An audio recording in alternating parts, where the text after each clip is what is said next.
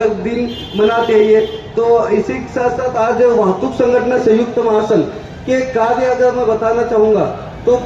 उससे बेहतर रहेगा कि हम क्या चाहते हैं, हम क्यों संगठन हुए हैं और ये सब लोग आप जो हम पे विश्वास किए, तो इसकी लड़ाई क्या है। इसके लिए जो सबसे पहला मुद्दा है, हमने जो प्रशासन और शासन के लिए जो मुद्दा उठाया है चालकों के लिए, तो वो मुद्दा है चालक कल्याणकारी मंडल। जो चालक कल्याणकारी मंडल स्थापन के लिए जो आज तक की कई सरकारों ने सिर्फ आश्वासन देते आई है, तो हम चाहते हैं कि आने वाले पीरियड में चालक कल्याणकारी मंडल स्थापन हो और हर चालक को सालाना जिस तरह से गौंडी कामगार कल्याणकारी मंडल के माध्यम से सालाना 10,000 रुपए और सेफ्टी किट मिलता है, उसी तरह चालकों को भी सालाना मानधन मिले, उनकी सेफ्टी के लिए इंश्योरेंस गवर्नमेंट निकाले और इसी के साथ साथ उनके बच्चों का एजुकेशन और उनके घर वालों के हेल्थ का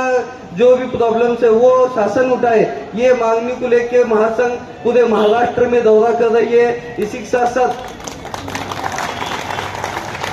तो महासंघ 19 जिलों में आज तक अपने पदाधिकारी और 3,500 से ज्यादा सभासदों को लेके काम कर रही है। जो चलते हुए अभी कर्नाटक में भी 350 सभासद और 3 पदाधिकारियों के हाथों से ये महासंघ महाराष्ट्र के साथ साथ कर्नाटक में भी पहुंच चुकी है। तो मैं चाहता हूं कि आप सभी लोग जिस तरह से आज विश्वास दिखाए मुझ पे, मेरे बुलाने पे आप सभी लोग आए, तो इसी तरह का विश्वास महासंघ के हर बुलाने के प्रोग्राम में आए, हर आंदोलन में आए। महासंघ सिर्फ चालकों के हित के लिए, क्योंकि महासंघ का जो ब्रीद वाक्य है, ना कोणत्या पक्षाचा ना कोणत्या धर्माचा, महासंघ फक्त वाहतूक चालकांचा, तो ये ब्रीद वाक्य के हिसाब से ही महासंघ काम करता है और सिर्फ चालकों के हित के लिए काम करेगा। ये किसी पक्ष के या किसी जात के लिए काम नहीं करता। जैसे कि हमारे शिंदे साहब ने कहा कि मानुष की ये सब में इम्पोर्टेंट है, तो इसी मानुष की को और हमारे में अपने में आपुलकी आए, इसलिए हमने वाहतूक चालक के जो भी हमारे सभासद है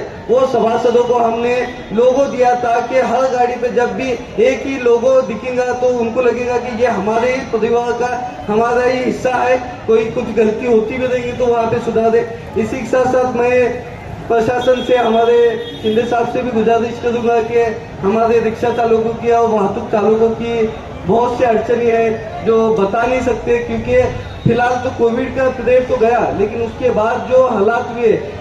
बैंक वाले फाइनेंस के या इसके, तो वो हालात से जो ये लोग गुजर रहे हैं, इनके जो हालात है, अभी हाल ही में एक चालक ने हमारे बारे में खुद के ट्रक में ही आत्महत्या की फांसी लेके, तो ये जो आज